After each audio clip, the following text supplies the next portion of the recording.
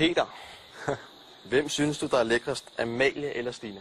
Altså, hvis Peter siger, at jeg er dejlig foran Stina, så vil jeg bare elske det, og jeg vil bare grine og smile så meget af det, fordi så kan hun lære det. Alt handler ikke om hende. Jamen, som sagt er Stina min søster, så det må nok være Amalie, men... Peter har også selv sagt, at han godt kan lide sådan nogle dumme piger, så...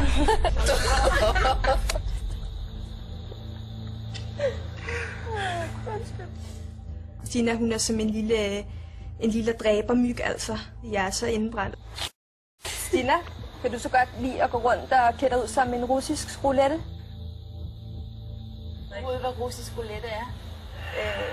Ja, de går i hvert fald sådan klædt. Russisk roulette? Russisk roulette, det er noget spil. Nå, men altså, det ligner sådan en med sådan noget skørte-shit. Altså. Ja, når man sidder og spiller Du skulle bare lige have rottehaler, og så skulle du ud med den der piercing, du har i munden, og så skulle du lige flashe lidt patter. Ja, men sådan noget tøj på for at gå til ind og spille spil, ikke? Ja, det er rigtigt. Ja, det er godt, Stina. Hvis man ligner en russisk roulette, så tror jeg, at man har sådan noget rødt og sort og sådan noget tøj på. Jeg tror ikke rigtigt, man har sådan noget her, jeg har på. Jeg tror mere, jeg ligner en skolepige, men i hendes øjne er det en russisk roulette. Jeg ved ikke, om hun kan forskel på en russisk roulette eller en skolepige. Det må vi spørge hende om. Prøv at høre. Du har ikke nogen anelse om, hvor blank hun er. Jo, det har jeg. Jeg er russisk roulette i skolepigetøj. Det har været værre, Stina. Russisk roulette, det er en mand. Ja.